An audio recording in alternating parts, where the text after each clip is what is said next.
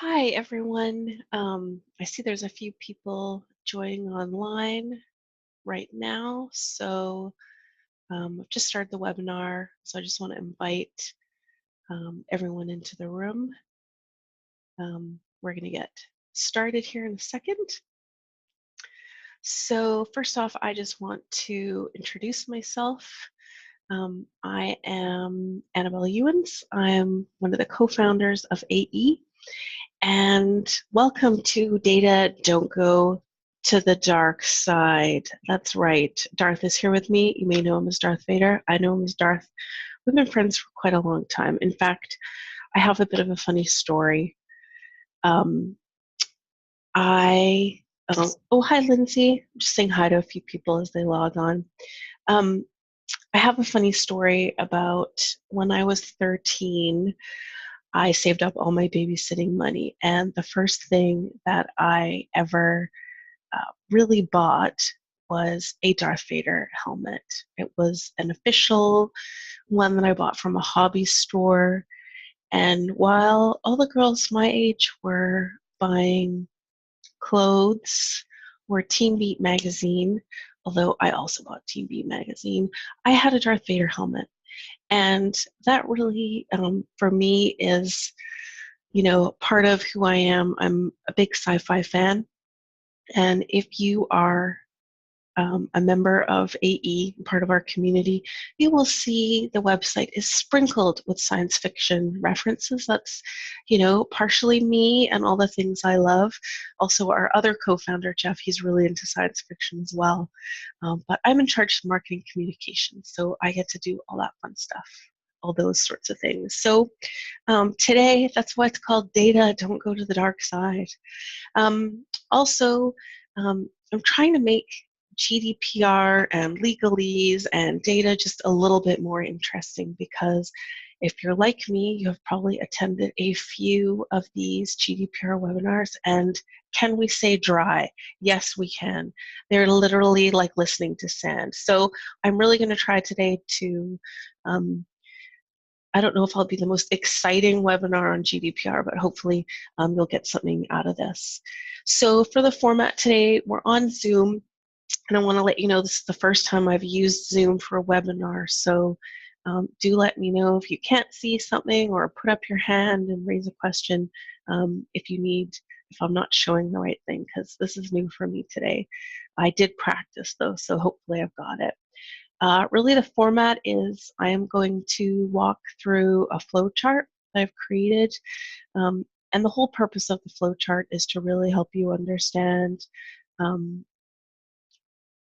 the deep legal complexities of GDPR. And I've really tried to break it out into a simple format that's really actionable. So you have yes and no questions so that you can basically answer them and then take some action items off of that. So I'm going to work through that flowchart with you.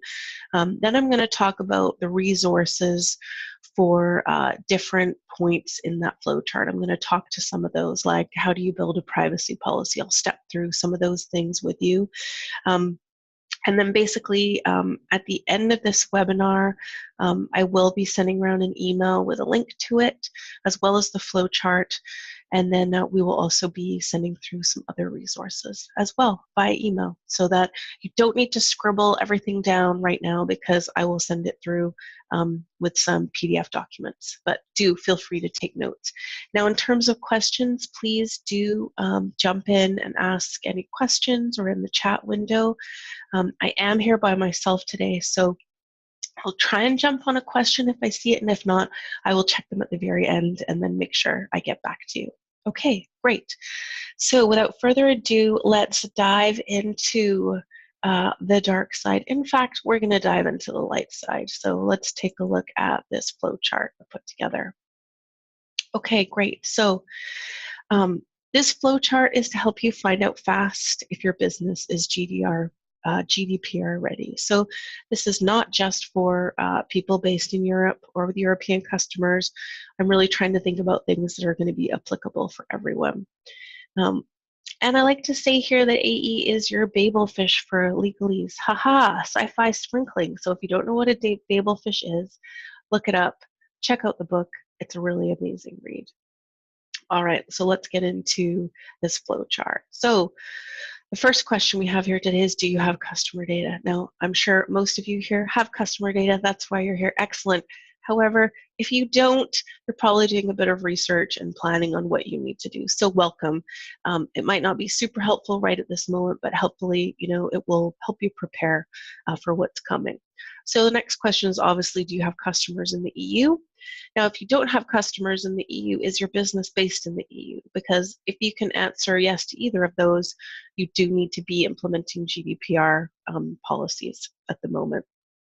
However, if you are based in North America and you want to be preparing, now is the time to do it, because very similar changes are likely to be coming to North America within the next couple of years. So getting ahead of this and starting to think about these policies is a great way to be ahead of the curve here in terms of data privacy and security. The next question I have here, of course, is getting into really the data capture area now. So the first thing is, do you ask customers to sign up for email marketing? Great. So if you are doing newsletters, it's highly likely you are. It's one of the most common ways you communicate with your customers. Nice work. I know that a few years ago, it was sort of the sky is falling, no one reads newsletters anymore, but it has been proven that that's not true. People are reading newsletters. It does have to be personalized content. It does have to be meaningful to your audience. But if you're doing newsletters, it is a great way to communicate with your customers. So the first step in the GDPR is that you do have to have double opt-in for your email newsletters. You also have to have explicit consent. That means that the user has said, yes, you can have this data, and yes, I know exactly what you are going to do with it. I'm going to step through both of those items a little bit later on if you need to know about that. The next question I have here is, do your customers have to create an account on your website? So if they don't, you don't have to worry about this. If they do, there's a number of ways that your customers could be signing in. So the first one is through social login. If you are using our service AE Connect, you will be using social login. The great news about social login is that you are already piggybacking on those social services, and they also have to comply with the GDPR. So it's like double security, which I love. There's still a few things you need to be aware of. Your privacy policy has to be up to date. You do have to have explicit consent from your customers, and also you need to be able to fully delete a user's record when they ask for it. And I will talk about some use cases with that as well. The next thing is you might actually have your own form on your site for your customer sign up. That's great. You need to think about those same things: your privacy policy, getting explicit consent, and also being able to delete your user and all the information from their records. And finally, if you are running an e-commerce site or another type of site where you have guests who are signing up, guess what? You need to think about those same three things again. Is your privacy policy up to date? Are you asking for explicit consent? And are you able to delete all of those users? The next area I want to take a look at is pixel tracking, which is very common for a lot of our clients. But you're also looking at things like web beacons as well, and cookies. These three elements, if you have them on your site, you need to make sure that you are notifying your visitors that you are using this technology and you are seeing parts of their information. And I'm going to go through those a little bit and how they're a little bit different. But basically, you need to tell your customers when they're visiting you.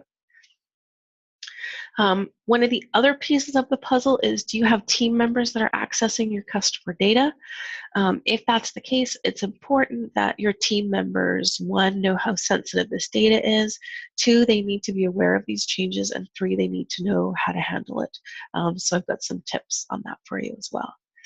And really the last thing I wanted to talk about in this flowchart is, do you have software or partners that are handling your customer data? An example of that could be a CRM.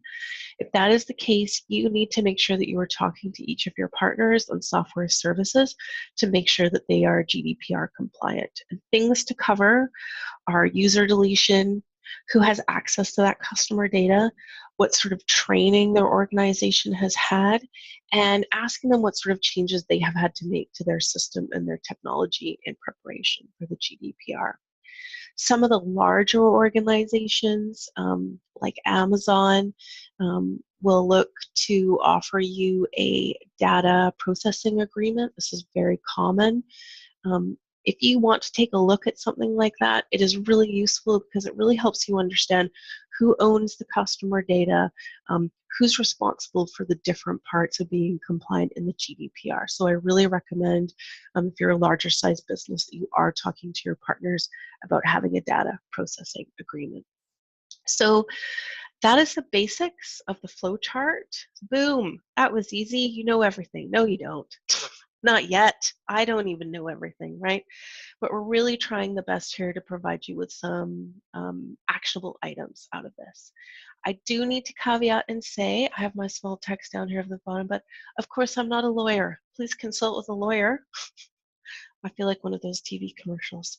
Please consult with a lawyer. That's right. You do need to talk to a professional.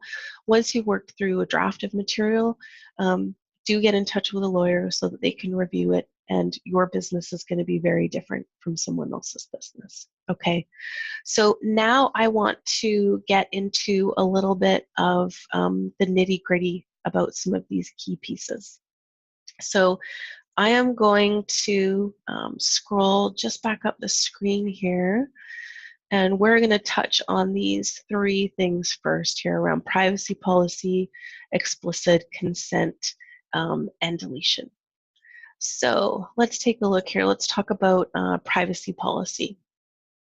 So we all know what a privacy policy is. It's a document that tells your customers what data you're going to collect from them, how you'll use it, and who you'll share it with. Now, if you're running a business website, it's most likely that you already have a privacy policy. Of course, this is really important. You need it to meet legal requirements as well as best practice. Now, take heart, because this does not have to be swaths of pages of legalese that's totally impossible to understand and no one is ever going to read. In fact, the more straightforward and simple you can make this page, the more your customers are actually going to trust you. And I know it takes more time to make things simple, but I really do believe it is worth it in the long run. So I want to actually take you guys through some examples of some great privacy policies that are out there, so you can kind of know what you're aiming for and what you might be able to achieve. So I'm going to pull up here. Let me pull up. Okay, great. So this is Xero. They have accounting software. It's online. Is founded in Wellington, New Zealand, where I'm from and lived for 10 years, so shout out to my New Zealand peeps. Anyway, their privacy policy is a thing of beauty, I have to say. They have spent a lot of time on this. It is incredibly clear. As you can see, you can actually read the sentences and understand what is going on. So they talk about how they collect your information, the sorts of personal information they gather, how they hold it and use it, how they aggregate data, where they hold their data. They go through a lot of steps here. There's bolded headings. It's really clear how you can get in touch with them, how they use cookies, how you can opt out, and their complaints process. So I really recommend checking this out and using it as a template. And of course, it links to their terms of use, which are a lot more legalese. And this is a very common approach, to have a privacy policy that's really readable, and then to have that link to your terms of use, which is sort of lawyer approved. That's certainly an approach you can take. If we take a look here at Typeform, of course, I've used a form because they're clever, and this is also really cool. So here you can choose, I want to take a look at their privacy policy. Would I like the legal jargon-filled version, or would I like the plain English version? Of course I want the plain English version. And again, they have worked really hard here to outline what data they're capturing, how they're using it, and how you can get in touch with them. So that's another great one I recommend you take a look at. MailChimp as well, they have done a pretty good job. It's a little bit more difficult to read, but again, everything is really clearly laid out. I still really like how they've done it. It's a bit more deep though.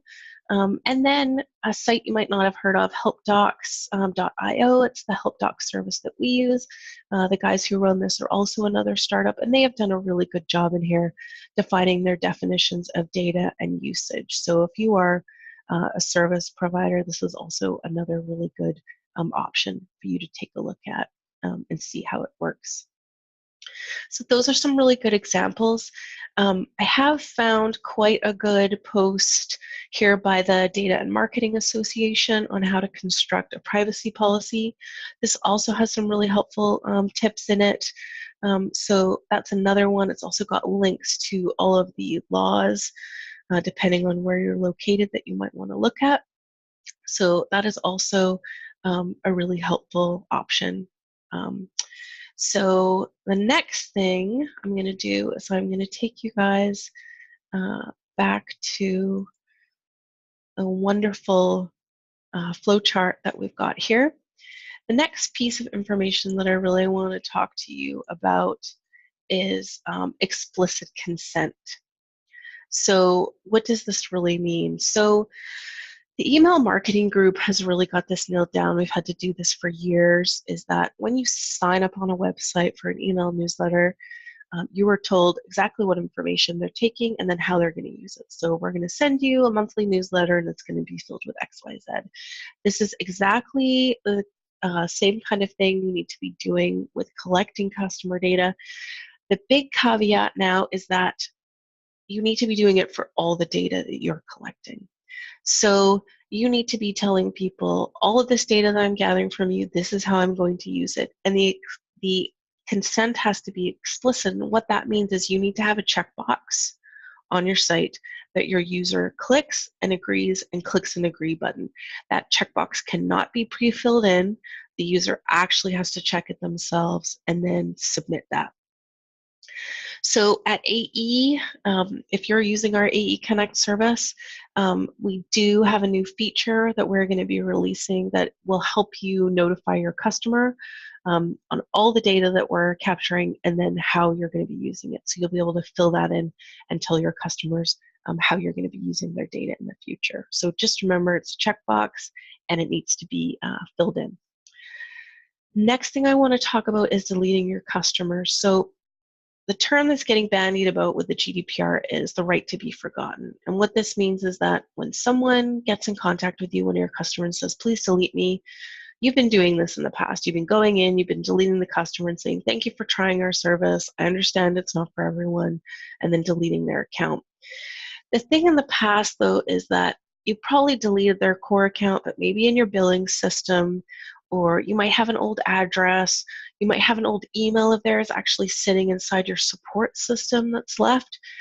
The different thing now is that across all of those systems, your customer needs to be completely deleted. So this is much more wide-reaching. You really need to think about all those different spaces that your customer data is living and being touched. There are a couple of instances where some customer data can remain. For example, one of them is invoices. So if you have invoices that has your customer's name and billing account across them, you can keep those. Of course, you need them for your bookkeeping and for legal reasons. But in most cases, a lot of that other data has to disappear. Inside AE, we do automatically delete all the customer data and all the tracking and everything we've ever picked up for that user. We do automatically delete that outside of our system. Okay, let's talk about web beacons and cookies. So web beacons is a name for sort of pixels and retargeting. So those pixels are those small transparent GIFs that you might install on your website. And then when a user visits, they actually download that pixel. And with that, your business can know things like their IP address and their country. And this information is usually paired with a cookie. And so that's how a lot of the advertising retargeting works. So we've all had it, we've done it, we've gone to the luggage website for like 5 seconds, and then for the next month, all you get is advertisements around like rolling suitcases. This can be super annoying.